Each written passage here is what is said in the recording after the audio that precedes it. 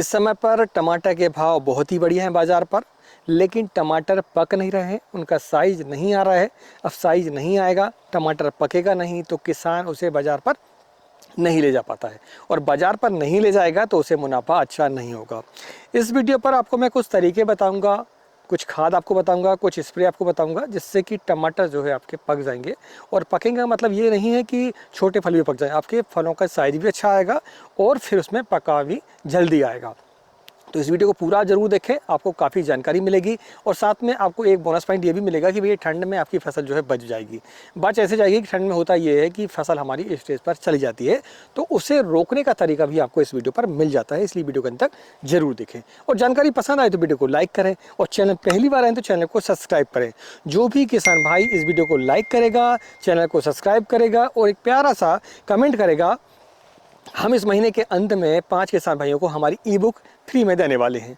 ई book में अगर हम देखें तो हमने टमाटर, करेला, खीरा, बैगन, फूल गोभी, मिर्च, शिमला मिर्च, लहसुन, इनके लिए ई बुक लिखी हुई है। यदि आप लेना चाहते हैं तो लिंक डिस्क्रिप्शन पर भी है, और स्क्रीन पर जो नंबर चल रहा है वहाँ से भी आप हमसे संपर्क कर सकते हैं। और यदि आपको कोई सीड की रिक्वायरमेंट है, कोई जैविक प्रोडक्ट जैसे कि स्टिकी ट्रैप है, फेरोमोन ट्रैप है, लाइट ट्रैप है, फ्रूट फ्लाई ट्रैप है, वो भी हम आपके लिए उपलब्ध करा देते हैं। तो चलिए वीडियो की शुरुआत करते हैं। सबसे पहले हम ये जानते हैं कि पौधे को हम इस समय पर हमें कौन सी खाद देना चाहिए ताकि हमारे फलों का साइज भी अच्छा आए, दूसरा पौधा स्टेज पर भी ना रहे, और तीसरा फल जल्दी पके भी ताकि हमें मुनाफा अच्छा हो बाजार पर ले जाने के बाद। तो खाद में यदि हम देखें भैया तो हमें 4-5 खाद देनी पड़ती है। पहली हम देखें तो वो है पोटास। पोटास 2 फार्म पर हमें मिलती है, जैसे कि 0050 आपका आता है सल्फेट के रूप में, जिसे हम पोटेशियम सल्फेट भी बोलते हैं। दूसरा एक वाइट पोटास आता है जो कि हम बेसल डोज के रूप में देते हैं, उस पर क्लोराइड वाला आपका पोटास होता है, जिस पर कि सल्फर नहीं होता है, सिर्फ प्लेन पोटास होता है, वो 60% होता है वो। दूसरा वाटर सॉल्युबल हम देखें तो 13-045 आपको मिलता है, 13-045 को दे सकते हैं। तीसरा इसमें हम कैल्शियम को हमें देना होगा, और बोरान को भी हमें साथ में देना होगा, और चौथा आपको सल्फर भी देना होगा।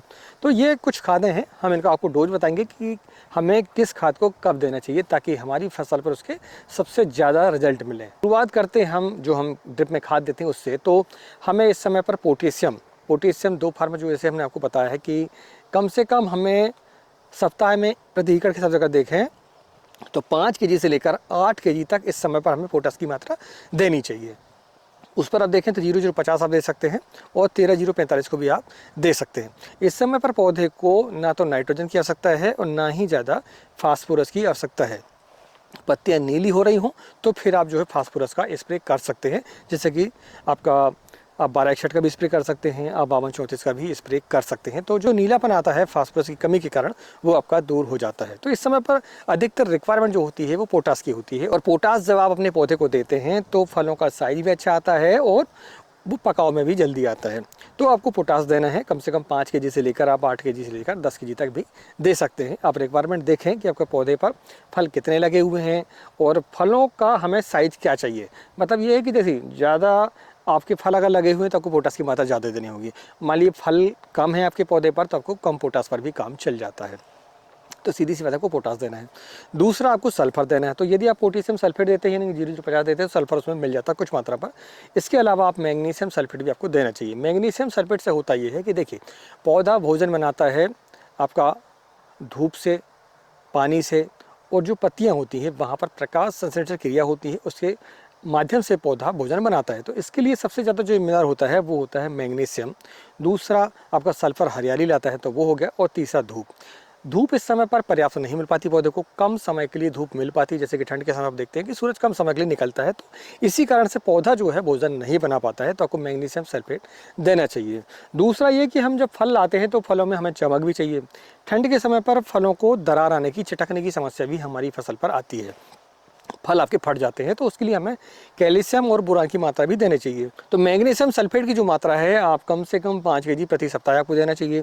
कैल्शियम नाइट्रेट कम से कम 5 केजी प्रति सप्ताह आपको देना चाहिए। साथ में आप बोरान देंगे तो बहुत ही बढ़िया उससे रिजल्ट मिलते हैं। 200 ग्राम से लेकर 500 ग्राम तक आप प्रति एकड़ से बोरान भी दे सकते हैं। सल्फर मैग्नीशियम सल्फेट से मिल जाता है, 0050 से मिल जाता है। दूसरा इसके अलावा आप स्प्रे भी कर सकते हैं ठंड के लिए, आपको ठंड का जो स्ट्रेस आता है पौधे पर वो नहीं आता है। इसके लिए आप लिक्विड सल्फर का 2 ml प्रति एकड़ हिसाब से स्प्रे कर सकते हैं। यानी कि 20 लीटर टंकी है तो आपको 40 ml इस्तेमाल करना है, 200 लीटर पानी पर आपको 400 ml इस्तेमाल करना है। तो इस तरीके से यदि आप खाद प्रबंधन करते हैं और स्प्रे के रूप में सल्फर देते हैं तो सीधी सी बात है आपको बढ़िया रिजल्ट उसके मिलेंगे। आपका जो पौधा है वो फलों को अच्छे से पकाएगा भी और उसका साइज भी लाता है। 13-0-45 की मात्रा इस्तेमाल कर सकते हैं आप। 13-0-45 यानी कि आपका पोटेशियम नाइट्रेट होता है वो, तो उसको भी आपको पौधा अपटेक करता है अच्छे से इस समय पर और फलों का साइज भी लाता है। तो आप चाहें तो कभी अपने पोटेशियम सल्फेट दे दिया, कभी अपने पोटेशियम नाइट्रेट दे दिया, कभी 0-0-50 दे दिया और कभी कभी 13-0-45 का भी आपने इस्तेमाल कर लिया। ऐसे आप बारी बारी से इन खादों का इस्तेमाल कर सकते हैं। अब हम जानते हैं कि यदि हमारे फलों का साइज आ चुका है भैया और हमें सिर्फ फलों को पकाना है, जल्दी पकाना है और फलों का साइज आ चुका है, तो उसके लिए हमें क्या करना होगा स्प्रे के रूप में। ये वीडियो की विशेष बात है। अगर अभी तक जानकारी आपको पसंद आई तो वीडियो को लाइक जरूर करें। देखिए, मैंने आपको पहले बताया जैसे कि आप सल्फर का इस्तेमाल कर सकते हैं स्प्रे के रूप में। इसमें पौधा को गर्माहट मिलती है और पौधा जो है फलों को पकाता है। दूसरा ये कि आप चाहें तो इसके लिए मार्केट पर बायर कंपनी का एथलॉन आता है, इसकी एथाफोन होता है, इसमें 39% होता है, एसएल फार्म पर होता है, तो उसको भी आप इस्तेमाल कर सकते हैं। लेकिन बड़ी सावधानी की बात है। सावधानी सबसे बड़ी ये है कि इस समय पर आप जब भी एथिलीन का इस्तेमाल करें तो आपको ये देखना होगा कि पर्याप्त नमी होनी चाहिए, मौसम आपका ठंडा होना चाहिए। मौसम ठंडा रहता है, नमी पर्याप्त होती है तो आपको इसके बढ़िया रिजल्ट मिलते हैं। दूसरा ये कि इसकी जो मात्रा है आपको जितनी मैं आपको बताऊँगा 1 ml प्रति लीटर के हिसाब से, यानी कि 20 लीटर टंकी है तो सिर्फ 20 ml आपको इस्तेमाल करना है, 200 लीटर टंकी है तो सिर्फ 200 ml ही आपको इस्तेमाल करना है, ज़्यादा आपको इस्तेमाल नहीं करना है।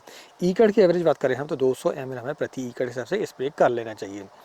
इससे ज़्यादा आपको इस्तेमाल नहीं करना है, नहीं तो इसके रिजल्ट आपको गलत भी मिल सकते हैं, नेगेटिव भी मिल सकते हैं। नेगेटिव क्या होंगे, आपके जो छोटे फल हैं वो भी आपके जल्दी से पक जाएंगे और सारे फल पक जाएंगे। सीधी सी बात ये है कि और कभी कभी पौधा स्टेज पर भी चला जाता है। तो आपको थोड़ी समझदारी के साथ में मात्रा को आपको बिल्कुल ज़्यादा नहीं करना है। दूसरा ये कि शाम के समय आपको इस्तेमाल करना है, पहले आप सिंचाई कर लें अच्छे से, इसके बाद आपको इस्तेमाल करना है। तो ये सावधानी आप बरतेंगे तो फिर आपको इसके अच्छे रिजल्ट मिलेंगे, आपको कोई भी नुकसान अपनी फसल पर नहीं होगा। लेकिन चेतावनी से बड़ी बात यह है भैया कि फलों का साइज़ अच्छा होना चाहिए, उसके लिए आपको पोटेशियम का इस्तेमाल करना चाहिए, तभी आपके फलों का साइज़ अच्छा आता है। एक और बात यह है कि आप ड्रिंचिंग भी कर सकते हैं। ड्रिंचिंग में आप देखें तो डीएपी है, डीएपी 15 kg, उसके साथ में आप एमओपी यानी कि पोटास जो है 5 kg को इस्तेमाल कर सकते हैं ड्रिंचिंग के रूप में। और साथ में चाहे तो मैग्नीशियम इसमें ले सकते हैं, जो चिलेटेड मैग्नीशियम आता है उसका भी इस्तेमाल कर सकते हैं इस समय में। तो आप देखेंगे बहुत ही बढ़िया आपको रिजल्ट इसके मिलते हैं। तो आज की जानकारी कैसी लगी प्लीज़ हमें कमेंट करके जरूर बताएं, और आपकी मंडी पर टमाटर के भाव क्या चल रहे हैं हमें कमेंट बॉक्स पर जरूर लिखें। मिलते हैं एक नई वीडियो में एक नई जानकारी के साथ। तब तक नमस्कार, जय हिंद, जय किसान, जय जवान।